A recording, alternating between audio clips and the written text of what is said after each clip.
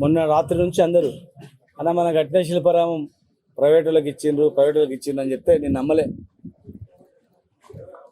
అట్లెట్లా ఇస్తారు? మున్సిపాలిటీకి ఏం సంబంధం? మున్సిపాలిటీ సొత్తు కాదు. మున్సిపాలిటీ ₹1 పెట్టలేదు. టూరిజం డిపార్ట్మెంట్ నుంచి కట్టినాం. మరి అట్లెట్లా ఇస్తలే అనుకున్నాం. కానీ నిన్న ఒక ఇంటర్వ్యూలో చూసిన తర్వాత కమిషనర్ గారు చెప్పింది ఇచ్చినాము అని అన్న తర్వాత నాకు చాలా బాధ అయింది. రీజన్ కూడా చాలా గొప్ప రీజన్ చెప్పి మెయింటైన్ చేయడం కష్టమవుతుంది. దాదాపు 16 కోట్లు పెట్టి హైదరాబాద్కు ధీటుగా ఇక్కడ శిల్పారామం ఉండాలి. అన్ని కులవృత్తి షాప్స్ అన్నీ కూడా ప్రతి కులవృత్తికి ఒకటి, కుండలు అమ్మేటోళ్ళకి ఒకటి, గాజులు అమ్మేటోళ్ళకి ఒకటి, బూటెక్ అది పెళ్లిళ్ళ మెహందీ పెట్టేటోళ్ళకి ఒకటి, చీరలు అమ్మేటోళ్ళకి ఒకటి, కొత్తకోట, గద్వాల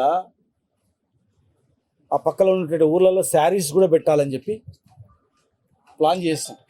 శారీ సెంటర్ కూడా ఇక్కడ పెట్టాలని చేనేత కార్మికులు ప్రతి కులవృత్తికి ఇక్కడ ఉండాలని చెప్పి షాప్స్ కట్టినప్పుడే మేము అనౌన్స్ చేసినాం ఏందనేది. కులవృత్తులను ప్రోత్సహించాలి, తక్కువ ధరకి ఇక్కడ దొరికితే హైదరాబాద్ నుంచి కూడా వచ్చి చీరలు కొంటారు, గాజులు కొంటారు, ఉపయోగపడతాయని చెప్పి ఈ షాపింగ్ కాంప్లెక్స్ పెట్టినాం. ఈ ఆర్చ్ అత్యంత అద్భుతంగా హైదరాబాద్లో ఉన్న శిల్పారామం కన్నా అద్భుతంగా కట్టినాం. దీన్ని ఆడిటోరియం, ఏదైనా కళా ప్రదర్శనలు కావచ్చు, చిన్న చిన్న ఫంక్షన్లు కూడా ఉపయోగపడేటట్లు పేద మధ్యతరగతి కుటుంబాలు, ఇంటి దగ్గర స్థలం లేనటువంటి వాళ్ళు ఏదైనా ఫంక్షన్ చేసుకోవాలంటే పైసలు లేవు ఎట్లా అని చెప్పి ఇరికిరికి ఉండకుండా ఇక్కడ కేవలం current bill, maintenance, cleaning charges తీసుకొని ఇవ్వాలని చెప్పి ఆడిటోరియం కట్టినాం. ఫుడ్ కోర్ట్స్ కట్టినాం అక్కడ.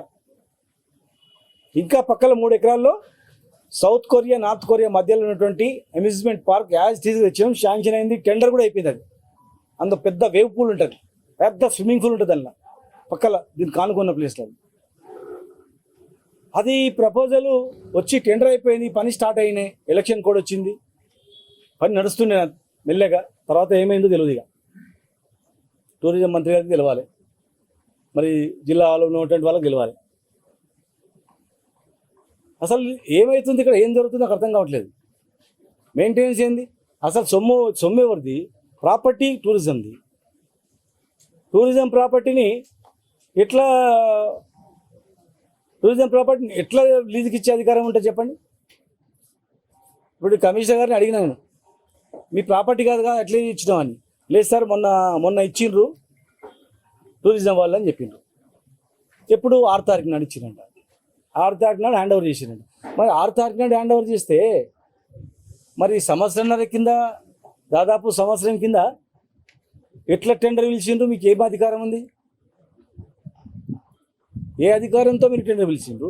ఇలా టెక్నికల్గా మీరు సంతకం పెట్టాల్సి వస్తున్నప్పుడు ఇది టూరిజం కదా, వాళ్ళు ఏమైనా లెటర్ కావాలంటే వాళ్ళు లెటర్ రాసిండు. టూరిజం మినిస్టర్ కూడా లోకల్ అయినా కదా, దానం చేసిండు, వెనకటికి శాస్త్రం చెప్పినట్టు ఇచ్చేసిండు. ఇచ్చేస్తే మరి ప్రీవియస్లీ మీరు టెండర్ పిలుస్తారు, మీరు అనుకున్న వాళ్ళకు ఇచ్చుకుంటారు. మరి అప్పటి నుంచి మీరు ఓపెన్ యాక్షన్ అన్నారు కదా, అప్పటి నుంచి ఇప్పటి వరకు ఏమైంది? అప్పటి నుంచి ఇప్పటి వరకు ఏం జరిగింది? ఇప్పుడు ఎట్లా మీరు హ్యాండ్ ఓవర్ చేసుకుంటారు? హ్యాండ్ ఓవర్స్కి ఇచ్చే అధికారం ఎట్లుంది? ఆయన అసలు ఇట్లా ఇచ్చుకుంటూ పోతే ఏమైనా మిగులుతాయా? ఇప్పుడు అట్లనే టెండర్ ఇచ్చేది ఉంటే ప్రైవేట్ వాళ్ళు కట్టుకోమని చెప్పి అప్పుడే పిలుస్తుంటాం మేము. టెండర్ కట్టుకొని మీరు ఉండండి అని. ఇన్ని కోట్లు పెట్టి కట్టి ఇంత అద్భుతంగా ప్రజలకు అందుబాటు తీసుకొస్తే మీరు ప్రజల దగ్గర కూడా చిన్న చిన్న ఫంక్షన్లకు 35-40 వేలు వసూలు చేసింది. మరి 40 వేలు వసూలు చేసి ఏముంది లోపల? కనీసం ఊడవలే, మొత్తం గబ్బు ఉందంతా లోపల. ఒక 5 మందిని పెట్టి క్లీన్ చేయడానికి సరిపోతుంది. మెయింటెనెన్స్ ఏం మెయింటైన్ చెప్పండి? నువ్వు కలర్ వేసేది ఉందా? నువ్వు ఇటుకలు పెట్టేది ఉందా? గడ్డపార పెట్టి గెలికేది ఉందా? ఏం చేసింది? ఊడ్చేదే కదా. ఊడ్చే మెయింటైన్ నీకు చేత కాకపోతే, మీకు మున్సిపాలిటీ చేత కాకపోతే టూరిజం మీరు ఏమైనా చేసుకోవాలని చెప్పి వాళ్ళు చేసుకుంటారు, అపాయింట్ చేసుకుంటారు. ఇక్కడ నేను ఒక 34 మందికి ఎంప్లాయ్మెంట్ వస్తుందని చెప్పి ఎంప్లాయ్మెంట్ ఇప్పించిన. నేను ఓడిపోగానే అందరిని తీసేసారు. పనిచేసే వాళ్ళందరినీ నోట్లో మన్ను కొట్టిరు. చిన్న చిన్న వాళ్ళని, హాస్పిటల్లో పనిచేసే వాళ్ళను, చిన్న చిన్న ఫుట్పాత్లో పని చేసుకుంటే వాళ్ళను, ఉపాధి పని చేసుకుంటే వాళ్ళను, ఉద్యోగాలు చేసే వాళ్ళను శ్రీనివాస్ గౌడ్ పెట్టిండు, నువ్వు తీసేయని రాని తీసేసారు. మీరైనా పెట్టుకొని నడిపారు కదా. నయం శ్రీనివాస్ గౌడ్ కట్టిన బిల్డింగ్ కొట్టలేరు. ఎక్కడ పోతుంది ఇప్పుడు? ఆ పైన ట్యాంక్ బండ్ మీద షాపులు కడుతున్నారు. ఎందుకు షాపులు ట్యాంక్ బండ్ ఎట్లా కడతారు? చెరువు కట్టను ఎట్లా కడతారు? మున్సిపాలిటీ అడిగితే ఇది ముడా నిధులు చెరువు కట్టల మీద షాపులు కట్టడానికి కాదు.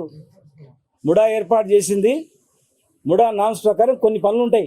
గ్రీనరీకి కానీ కొన్ని రోడ్ వైండింగ్లో ఒక రోజు రెవెన్యూ రికవరీ యాక్ట్ కింద రికవరీ చేయాల్సి వస్తుంది. ఆఫీసర్లు మేము రిటైర్డ్ అయిపోయినాం, ట్రాన్స్ఫర్ అయిపోయినాం అనుకోవచ్చు, మీ ఆస్తుపాస్తులను కూడా జప్తు చేయాల్సిన పరిస్థితి వస్తుంది. గుర్తుపెట్టు. చెరువు కట్టల మీద దుకాణాలు ఎట్లా కడతారు? ఎట్లా మీరు లీజుకి ఇస్తారు? మీ స్థలాలు కానీ మీరు ఎట్లా లీజుకి ఇస్తారు? లీజుకి ఇచ్చి తప్పు చేసి మళ్ళీ ఈ డేట్లో ఎట్లా తీసుకుంటారు? నాకు అనుమానం వస్తూ ఉంది. హాస్పిటల్ కూడా ఎవరికో ఇచ్చినట్టున్నారు. మాకు మెయింటైన్ చేయడం కష్టమవుతుంది. బస్ స్టాండ్ ముందు ఉన్నది కూడా. అందుకే ఆ టెండర్ కూడా పిలుస్తారు. 500 కోట్ల టెండర్లు పిలవాలి.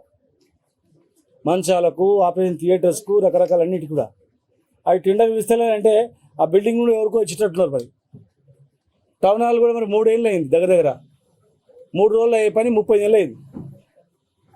మరి దాన్ని కూడా ఎవరికో ఇచ్చేటట్టున్నారు ఏదో సాకు పెట్టి. ఎట్టి పరిస్థితులలో మేము ఒప్పుకోమది.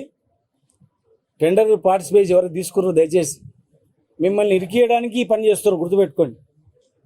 ఎవరైతే టెండర్ తీసుకున్నారో శిల్పారామము మిమ్మల్ని బదలాం చేయడానికి, ఇక్కడ ఒక పంచాయతీ పెట్టడానికి, ఇగో శిల్పారామము ఇగో వేరే కమ్యూనిటీకి ఇచ్చింది చూసినావా అని చెప్పి ఒక విభేదాలు ఇచ్చి సృష్టించాలని. మీకు ఏదలుచుకుంటే మంచిది ఇవ్వచ్చు. దీనిలో ఏముండదు, ఇదేం రాదు. కేవలం నీకు ఏదలుచుకుంటే పెద్ద పెద్ద పదవులు కూడా ఇవ్వచ్చు. స్టేట్ చైర్మన్లు ఇవ్వచ్చు. ఒకవేళ పదవులు ఇవ్వలేకపోయినాం పోయి ఏదో ఒకటి ఇద్దామని అంటే పదవులు ఇప్పించవచ్చు. లేదనుకుంటే ఇంకా మంచిది ఇప్పించచ్చు. ఇట్లా బద్నామయ్య ఇప్పించడం అనేది ఒక్కసారి మీరు ఆలోచన చేసుకోండి. తీసుకున్న వాళ్ళు కూడా, ఎవరు తీసుకున్నారు కానీ తీసుకున్న వ్యక్తులు కూడా ఆలోచన చేసుకోండి. దీనివల్ల మీరు బదనాం అవుతారా లేదా? వాళ్ళందరూ బాగానే ఉంటారు. తీసుకున్నాడు ఎంత బదనాం అయితే చూసుకోండి. ఇది కేవలము మహబూబ్నగర్లో మొదటి నుంచి కూడా మైండ్ గేమ్ అనమాట. ఒక సెంటిమెంట్ క్రియేట్ చేయడము, గొడవలు సృష్టించడం, అది చేయడం అంతే. ఒక సంస్కృతి సాంప్రదాయాలకు నిలబెట్టు అడ్డంగా అన్ని కళలు, వృత్తులు బతకాలే, సజీవంగా ఉండాలి అని చెప్పి ఇంత అద్భుతమైనటువంటి స్ట్రక్చర్తో నిర్మించి ఇంత అద్భుతంగా చేస్తే ఇవాళ మీరు దీన్ని టెండర్లు ఇస్తామంటే మాత్రం తప్పది. దీన్ని బాధ్యులైన వాళ్ళు ఇవాళ మా ప్రభుత్వం ఉంది అని తప్పించుకోవచ్చు. గుర్తుపెట్టుకోండి. ఇవాళ మా ప్రభుత్వం ఉంది కదా ఏదైతే జరుగుతో అనుకోవచ్చు, కానీ తప్పు చేసినవి మాత్రం పేపర్ల మీద అట్లే ఉంటాయి. ఓవరాల్గా చేయించినా, సంతకాలు పెట్టిపోయినా పెట్టినోడు వచ్చి ఆ వాంగ్మూలం ఇస్తాడు, వాళ్ళ ఆయన చెప్తేనే పెట్టినా సరే, అది కూడా సరిపోతుంది. గుర్తుపెట్టుకోండి. ఇవాళ మున్సిపల్ కార్పొరేషన్లో ఎక్కడైనా కానీ బడ్జెట్ లోబడి పనులు అవుతాయి. బడ్జెట్ లోబడి ఎస్సీ ఎంత, ఎస్టీలకు ఎంత, జనరల్ వర్క్లు ఎంత, రోడ్లకి ఎంత, డ్రైన్లకి ఎంత అని చెప్పి హెడ్ ప్రకారం టెండర్ పిలుస్తారు. పనులు అయితే బిల్ పేమెంట్ అవుతుంది. మరి బడ్జెట్కు మించి 4-5 అంతాలు బడ్జెట్ మించి శాంక్షన్ అయ్యామని చెప్పి తెలుస్తూ ఉంది. మరి బడ్జెట్ ఎక్సీడ్ అయితే కూడా రెవెన్యూ రికవరీ యాక్ట్ కింద మరి దానికి బాధ్యతలు చేయాల్సి వస్తుంది. ఇష్టానుసారంగా పేమెంట్లు ఇచ్చుకుంటే కాదు, పర్సెంటేజ్లో దందా నడుస్తుంది. 10% అంటే కాంట్రాక్టర్ ఎట్ల కింద తెచ్చి కడతారండి 10%? ఇక్కడ డిఎస్పీ ఆఫీస్, ఇక్కడ ఏసీ ఆఫీస్ వాళ్ళు ఏం చేస్తున్నారు? మరి 10% కాంట్రాక్టర్ ముక్కుని పిండితే ఒకరిద్దరు అధికారుల వల్ల మొత్తం మున్సిపాలిటీకి, ఒకరిద్దరు వల్ల మున్సిపాలిటీకి చెడ్డ పేరు రాదా? మున్సిపాలిటీకి చెడ్డ పేరు రాదా? ఎవరు దీని వెనుకలు ఎవరు నడిపిస్తున్నారు? ఎట్లకించి పని అవుతుంది? నాణ్యమైన పని అవుతుందా? ఎట్లా పని చేస్తారు చెప్పండి? 10% పని ఇచ్చిన, డబ్బులు ఇచ్చిన తర్వాత వాడు ఎట్లా పని చేస్తాడు? ఎట్లా ఏమవుతుంది? బాబునాన్ను ఇట్లా ప్రైవేట్లకు ఇచ్చి ప్రభుత్వ ఆస్తులు ఇంత ఏదో ఉద్దేశంతో కట్టినటువంటివన్నీ చేస్తే మేము ఊరుకోం. దీన్ని ఆలోచన చేసుకోవాలి.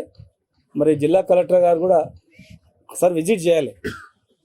నేను రిక్వెస్ట్ చేస్తున్నా ఈ మహబూబ్నగర్ పట్టణ ప్రజలకు, స్పృహ ఉన్న వ్యక్తులు దయచేసి ఒకసారి శిల్పారామం తిరిగిపోండి, చూడండి, కొంతమంది తిరగండి, చెరువు కట్ట మీదకి వచ్చాను చూడండి, పోతూ వస్తూ చూడండి. ఇది ఇంత అద్భుతమైనటువంటి దీన్ని ఓ ₹1,00,000 లీజుకి ఇస్తామంటే ఏదన్నా ధర్మమా?